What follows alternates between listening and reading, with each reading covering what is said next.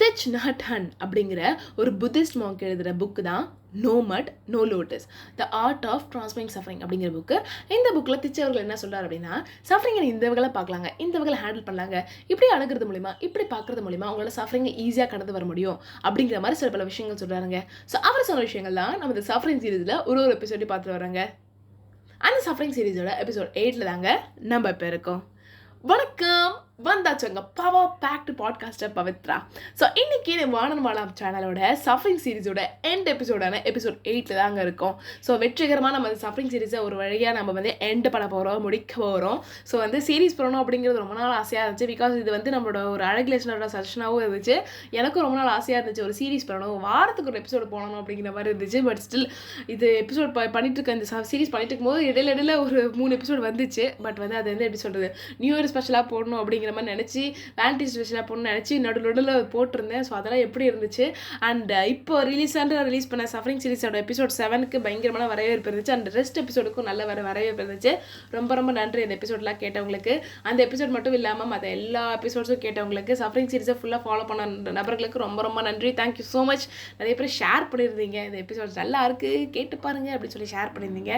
அப்படி ஷேர் பண்ண ஒரு லிசனருக்குமே ரொம்ப நன்றி. இன்னும் நிறைய ஷேர் பண்ணுங்கள். அண்ட் மறக்காமல் என்னோட இன்ஸ்டாகிராம் பேஜை டேக் பண்ணுங்கள். அப்போ தான் எனக்கு இங்கே தெரியும் இங்கே ஷேர் பண்ணியிருக்கீங்க அப்படிங்கிறது. ஸோ அந்த நோட்டோட நம்ம சஃபரிங் சீரீஸில் நடந்த எபிசோட்ஸோட சம்மரி மாதிரி குட்டியான விஷயங்களை பார்க்கலாம். ஸோ ஃபஸ்ட்டு சஃபரிங் சீரீஸோட ஃபஸ்ட் எபிசோடில் எப்படி பார்த்துட்டோம் அப்படின்னா, சஃபரிங் ஹாப்பினஸ் எப்படி ரிலேட்டட் அப்படிங்கிற மாதிரி ஒரு விஷயத்தை பார்த்துருந்தோம்.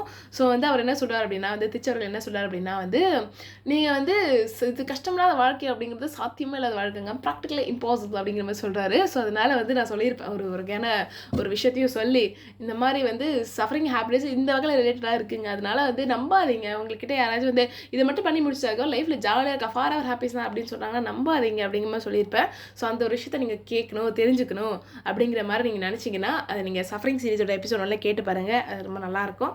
ஸோ அவர் என்ன அவர்கள் என்ன சொல்கிறார் அப்படின்னா, சஃபரிங் ஹாப்பினஸ் ரிலேட்டட் தான் இருக்குதான், வாழ்க்கையில் இருக்குதான். பட் அதை நீங்கள் ஹேண்டில் பண்ணுறீங்க அப்படிங்கிறத பொறுத்து தான் அதோட சிவியாரிட்டி இருக்கும். அதை நீங்கள் எப்படி ஹேண்டில் பண்ணுறீங்க அப்படிங்கிறத அப்படிங்கிறத பொறுத்து உங்கள் வாழ்க்கை இருக்கும் அப்படிங்கிற மாதிரி சொல்லுவார்.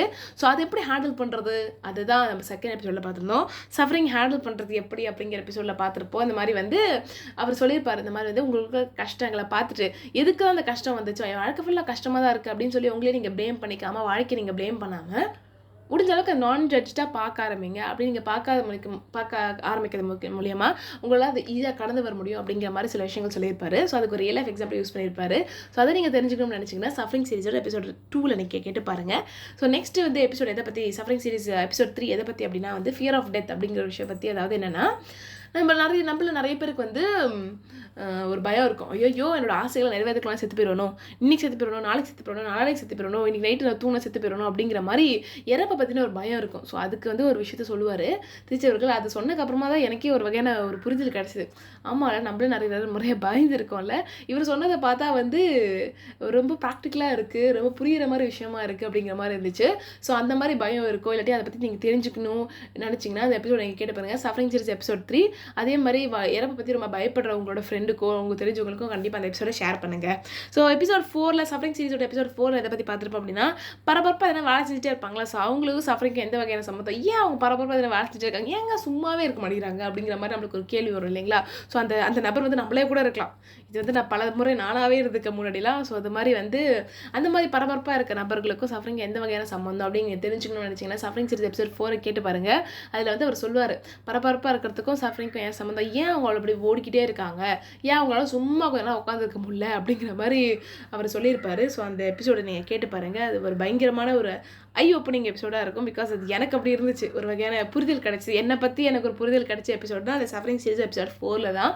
ஸோ சஃபரிங் சீரீஸ் எபிசோடு 5ல் நெக்ஸ்ட் எதில் பற்றி பார்த்துருக்கோம் அப்படின்னா ரெஸ்ட் எடுக்கிறது எந்த அளவுக்கு முக்கியமான விஷயம் அப்படிங்கிற, சின்ன வயசுலேருந்தே ஓடு ஓடு அப்படிங்கிற மாதிரி எதனா உழைச்சிட்டே நீ சும்மா இருக்கக்கூடாது, கிவ் அப் பண்ணக்கூடாது அப்படிங்கிற பேரில் சிலர் வந்து ரெஸ்ட் எடுக்கக்கூடாது அப்படிங்கிற மாதிரி பண்ணுறாங்க. கிவ் அப் பண்ணக்கூடாது தான். நம்ம ஒரு விஷயத்தை ட்ரை பண்ணுறோம், அது வந்து கிடைக்கல, திருப்பி திருப்பி ட்ரை பண்ணுறோம், கிடைக்கல அப்படின்னா ஃபைன், நம்ம அதை ட்ரை பண்ணிகிட்டே இருக்கலாம். நம்மளோட என்ன தப்பு பண்ணுறோம் அப்படிங்கிறத கண்டுபிடிச்சி ட்ரை பண்ணிட்டே இருக்கலாம். பட் ஸ்டில் ரொம்ப டயர்டாக இருக்குது அப்படின்னா ரெஸ்ட் எடுக்கிறது ஒன்றும் தப்பு இல்லை. ஸோ ரெஸ்ட் எடுக்கிறது எந்த அளவுக்கு முக்கியமான விஷயம், மனுஷங்களை தவிர வேறு யாரெல்லாம் ரெஸ்ட் எடுக்கிறாங்க அப்படிங்கிறத பற்றி நீங்கள் தெரிஞ்சுக்கணும், இன்னும் நிறைய டீட்டெயிலாக தெரிஞ்சுக்கணும்னு நினச்சிங்கன்னா சஃபரிங் சீரிஸ் எபிசோட் 5 கேட்டு பாருங்கள். அது வந்து அந்த எபிசோட் வந்து நிறைய வகையான என்ன சொல்கிறது அழகான பெர்ஸ்பெக்டிவ்ஸ் நான் கேட்க ஆரம்பித்தேன் லிசனர்ஸ் கிட்டேருந்து.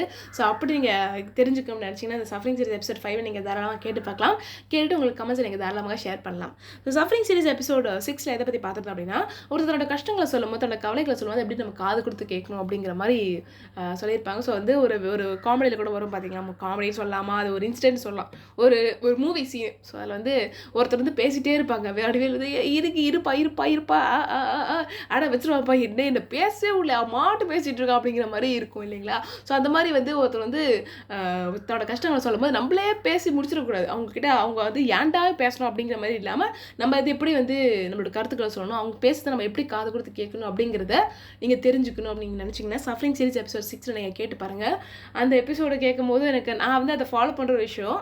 ஸோ அது வந்து பார்க்கும்போது ரொம்ப ரிலேட்டபிளாக இருந்துச்சு. ஸோ நீங்களும் கேட்டு பாருங்கள், மேபி உங்களுக்கு ரிலேட்டபிளாக இருக்கலாம், இல்லைனா அப்படி இல்லை அப்படி இதை ஃபாலோ பண்ணலாம் அப்படின்னு நீங்கள் இந்த ஒரு ப்ராக்டிஸை ஃபாலோ பண்ணி பாருங்கள், சரிங்களா. ஸோ நெக்ஸ்ட் எபிசோட சஃபரிங் சீரீஸோட எபிசோட் 7 எபிசோட் என்ன பார்த்துருப்போம் அப்படின்னா வந்து சஃபரிங் ஒருத்தர் வந்து தன்னோட சஃபரிங்கை வெளியே சொல்லும் போது, அந்த கஷ்டங்கள் வெளியே சொல்லும் போது அது எப்படி நம்ம வந்து அணுகணும், எப்படி அதை நம்ம எந்தெந்த வார்த்தைகளை பயன்படுத்தக்கூடாது அப்படிங்கிற மாதிரி ஒரு விஷயத்தை சொல்லியிருப்பேன். ஸோ ஒரு வகையான ஒரு லைன் இருக்குது, ஒரு வகையான சென்டென்ஸ் இருக்குது, அதை நம்ம ஈஸியாக சொல்லிடுறோம், பலர் வந்து சொல்லிடுறாங்க, அது நிறைய காயங்கள் ஏற்படுது. ஸோ அந்த ஒரு வார்த்தையை சென்டென்ஸை தயவு செஞ்சு பயன்படுத்தாதீங்க. அது என்ன வார்த்தை பவித்ரா, நீங்கள் சொன்னால் தானே பவித்ரா தெரியும் அப்படின்னா இந்த எபிசோட் நான் சொல்ல போகிறதில்ல, அது ஒரு சஸ்பென்ஸாக தான் இருக்க போது. நீங்கள் தெரிஞ்சுக்கணும்னு நினச்சிங்கன்னா சஃபரிங் சீரிஸ் எபிசோட் 7 கேட்டு பாருங்கள். அந்த ஒரு லைனை வந்து நம்மளே பல முறை யூஸ் பண்ணியிருப்போம், அந்த லைனை வந்து யூஸ் பண்ணுறதுனால எவ்வளோ பெரிய பாதிப்பு ஏற்படுது அப்படிங்கிறத நான் ஒரு ரியல் லைஃப் இன்சிடென்ட்டையும் நான் சொல்லியிருப்பேன். ஸோ அதை நீங்கள் கேட்டு பாருங்கள். இது கேட்ட ஒரு லிசனர் வந்து ஷேர் பண்ணியிருந்தாங்க, இந்த மாதிரி இது கரெக்ட் பவித்ரா நீங்கள் சொல்கிறது, இந்த மாதிரி வந்து இதே மாதிரி நானும் ஒருத்தர்கிட்ட சொன்னேன், அவங்களும் இதே சென்டென்ஸ் சொன்னாங்க, எனக்கு ஏன்டா சொன்னோம் அப்படிங்கிற மாதிரி ஒரு ஃபீலிங் ஆயிடுச்சு. அதனால் வந்து இந்த வார்த்தையை பயன்படுத்தாதீங்க அப்படிங்கிற மாதிரி அவங்களும் சொன்னாங்க, எனக்கும் ஒரு வகையான புரிதல் கிடைச்சிது. ஸோ அதனால் வந்து அந்த ஒரு வார்த்தையை பயன்படுத்தாதீங்க. அந்த வார்த்தையை நான் இப்போ சொல்ல மாட்டேன், முன்னாடி சொன்ன மாதிரி தான், நீங்கள் அந்த எபிசோடை கேட்டு பாருங்கள், அப்போ தான் அந்த வார்த்தையும் அந்த சென்டென்ஸும் புரியும், சரிங்களா. ஸோ அந்த சஃபரிங் சீரிஸோட எபிசோட் 7 முடிச்சு இந்த சஃபரிங் சீரிஸ் எபிசோட் 8 ஆனால் இந்த எண்டு சஃபரிங் சீரிஸ்க்கு வந்துட்டோம். So back to the suffering series episode 8. So இதில் வந்து என்ன சொல்ல வரேன், லாஸ்ட்டாக நான் ஒரே ஒரு டிப் தான் உங்களுக்காக வச்சுருக்கேன். என்ன சொல்ல வரேன் அப்படின்னா வந்து சஃபரிங் அப்படிங்கிறது நம்மளோட க்ரோத் நோக்கி தான் பல நேரத்தில் இருக்குது, பல நேரத்தில் இல்லை எல்லா நேரத்தில் இருக்குது அப்படின்னே சொல்லுவேன். பிகாஸ் வந்து நீங்கள் உத்து பார்த்தீங்கன்னு வச்சுக்கோங்களேன், எல்லாமே நம்மளுக்கு ஏதோ ஒரு லைஃப் லெசன் முன்னாடி தெரியல, அதை நம்ம கற்றுக் கொடுக்கணும் அப்படிங்கிறதுக்காக சஃபரிங் வந்திருக்கும். இப்போ சப்போஸ் ஒருத்தருக்கு வேலை போகுது அப்படின்னா வந்து எதனால் வேலை போகுது, ஃபஸ்ட்டு முன்னாடியே வார்னிங் கொடுத்துருப்பாங்க, நீங்கள் ஒழுங்காக பண்ண மாட்டேங்கிறீங்க, டெடிக்கேட்டடாக இருக்க மாட்டேங்கிறீங்க, ஒர்க் டைம் நீங்கள் வந்து ரொம்ப கம்மியாக யூஸ் பண்ணுறீங்க, அடிக்கடி பிரேக் எடுக்கிறீங்க, ஃபோக்கஸ்டாக இருக்க மாட்டேங்கிறீங்க அப்படிங்கிற மாதிரி சில பல வார்னிங் கொடுத்துருப்பாங்க. அதை இந்த நபர் காது கொடுத்து கேட்டிருப்பாங்களா அப்படிங்கிறது ஒரு பெரிய கேள்வியாக இருக்குது. அப்படி காது கொடுத்து கேட்டது அதுக்கான ட்ரான்சிட் டைம் மேபி இல்லாமல் இருந்திருக்கலாம். நம்ம ஒரு 3 மாதம் டைம் கொடுத்துருப்பாங்க, இவர்ப்பா நீ 3 மாதத்துக்குள்ளே ஃபோக்கஸ்டாக இல்லாட்டி 3 மாதத்துக்குள்ளே இந்த ஒரு கணக்கு கோர்ஸ் முடியும் அப்படின்னு இருப்பாங்க. அந்த நபர் ட்ரை பண்ணியிருப்பாங்க அந்த 3 மாதத்துக்குள்ளே, மேபி அது முடிக்க முடியாதனால அந்த வேலை போயிருக்கலாம் இல்லைங்களா. ஸோ இந்த மாதிரி எதனா ஒரு சுச்சுவேஷன் நடந்திருக்கலாம். ஸோ அப்போ வந்து நம்மளோட அப்போ அந்த வேலை போகுது, எதனால் வேலை போகுது அப்படின்னா மேபி நம்ம இன்னும் டெடிக்கேட்டடாக இருக்கணும், இன்னும் ஃபோக்கஸ்டாக இருக்கணும், இன்னும் கொஞ்சம் ஃபாஸ்ட்டாக குயிக்கராக வேலை செய்யணும் அப்படிங்கிறத நம்ம லைஃப் லெசனை புரிஞ்சுக்கிறதுக்காக தான் அந்த சஃபரிங் வந்திருக்கு இல்லைங்களா.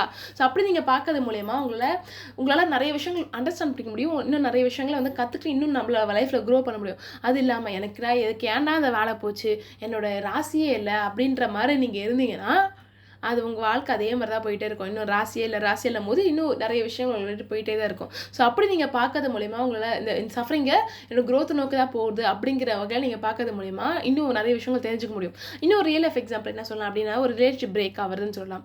இப்போ வந்து நம்ம வந்து ஒரு ரிலேஷன்ஷிப் பிரேக் ஆகுது அப்படின்னா வந்து எதனால் நடக்கும், மேபி அந்த பார்ட்னர் மேலே தவறு இருக்கலாம், நம்ம மேலே தவறு இருக்கலாம், மேபி இந்த நபர் கூட நம்ம ட்ராவல் பண்ணோம்னா இன்னும் நிறைய இடையூறுகள் வர வாய்ப்புகள் இருக்குது, இன்னும் ஹாப்பி லைஃப் வாழ வாய்ப்பு இல்லை அப்படிங்கிற மாதிரி விஷயம் இருந்தால் தான் அந்த ரிலேஷன்ஷிப் பிரியுது இல்லைங்களா.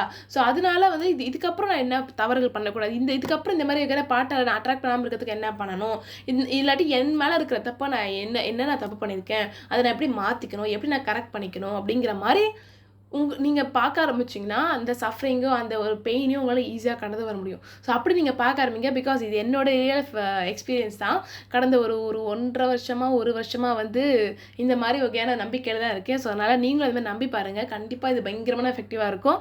என்னோடய ஃப்ரெண்ட்ஸுக்கும் வந்து சொல்லுவேன், இந்த மாதிரி நீங்கள் ட்ரை பண்ணி பாருங்கங்க, செம்மையாக இருக்குங்க அப்படின்னு. ஸோ அதனால தான் என்னோட அழகு லிசனர்ஸ்க்கும் நான் அதை ஷேர் பண்ணுறேன். நீங்கள் நம்பி பாருங்கள். கண்டிப்பாக வந்து நான் வாழ்க்கையில் வர எல்லா விஷயங்களும் என்னோட growth நோக்கி தான் இருக்குது. ஏதோ ஒரு கஷ்டம் வருதுன்னா அது கண்டிப்பாக என்னோட growth நோக்கி தான் இருக்குது அப்படிங்கிற மாதிரி நம்பி பாருங்கள். கண்டிப்பாக வந்து நம்பிக்கை போல் வாழ்க்கை அப்படிங்கிற வகையில் நம்ம நம்புகிற மாதிரி வாழ்க்கை வரும். அதனால என்னோட வாழ்க்கையில் நிறைய அழகான விஷயங்கள்லாம் பார்க்கறதுக்கு நான் தகுதியான பர்சன், நான் டிசர்விங்கான பர்சன். அப்படி கஷ்டங்கள் வந்தாலும் அது வந்து என்னோட வளர்ச்சி நோக்கி தான் இருக்குது அப்படிங்கிற மாதிரி நம்பி பாருங்கள். அதுக்கப்புறம் வாழ்க்கை ரொம்ப அழகாக பியூட்டிஃபுல்லாக இருக்கும். எந்த ஒரு விஷயத்தாக இருந்தாலும் உங்களை அக்செப்ட் பண்ணிக்க முடியும். ஸோ அதனால் எந்த ஒரு சஃபரிங் வந்தாலும் இது எதுக்குடா வருது, ஏன்டா வருது, எனக்கு மட்டும் தான் வருது அப்படிங்கிற மாதிரி இல்லாமல் முடிஞ்சவங்க அதை அக்செப்ட் பண்ணிக்கோங்க. ரொம்ப யோசிச்சு ஓவர் திங்க் பண்ணி அப்புறமா இருக்கிற காயத்தை பெருசாக்காதீங்க. முடிஞ்ச அளவுக்கு ரொம்ப யோசிக்கிறதை விட்டுட்டு, ஓவர் திங்க் பண்ணுறதை விட்டுட்டு, ஒரு கஷ்டம் வருது அப்படின்னா ஆமாம் ரொம்ப கஷ்டமாக தான் இருக்குது, கஷ்டமாக தான் இருக்குது, பட் இதுக்கப்புறம் என்ன பண்ணலாம், இதுலேருந்து நம்ம எப்படி மீண்டு வரலாம் அப்படிங்கிறத ஃபோக்கஸ் பண்ணுங்கள் அப்படிங்கிற நோட்டோட இந்த எபிசோடையும் இந்த சஃபரிங் சீரீஸ் அப்படி நான் முடிக்கிறேன். ஸோ இந்த எபிசோட பற்றின கமெண்ட்ஸ் ஃபீட்பேக்ஸ் நீங்கள் ஷேர் பண்ணணும், இல்லாட்டி முன்னாடி எபிசோட்ஸ் பற்றின கமெண்ட்ஸ் ஃபீட்பேக்ஸ் நீங்கள் ஷேர் பண்ணணும்னு நினச்சிங்கனாலும் நீங்கள் தாராளமாக கீழே கமெண்ட் செக்ஷனில் ஷேர் பண்ணலாம். அது மட்டும் இல்லாமல் என்னோட இன்ஸ்டாகிராம் பேஜான thekarika32 அப்படிங்கிற என்னோட இன்ஸ்டாகிராம் பேஜில் நீங்கள் தாராளமாக ஷேர் பண்ணலாம்.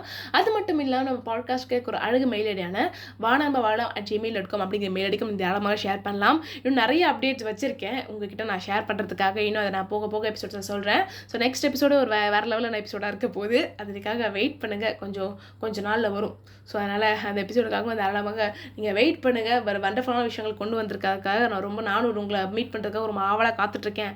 அதனால் மனசார செங்கன்னு ஹாப்பியாக ஜாலியாக இருங்க. முடிஞ்ச அளவுக்கு மற்றவங்களுக்கு ஒரு நல்ல கம்பெனினா முடிஞ்ச அளவுக்கு வர முடியலாம், ஃபைன், உங்களுக்கே ஒரு நல்ல கம்பெனி நீங்கள் இருங்க அப்படின்னு சொல்லி இந்த எபிசோடை நான் முடிக்கிறேன். இது போன்ற வேறொரு அழகான எபிசோடு சந்திக்கும் வரை பேச்சால் வார்த்தைகளால் பிரபஞ்சத்தை பளபளப்பாக்கும் பவித்ரா சைனிங் ஆஃப்.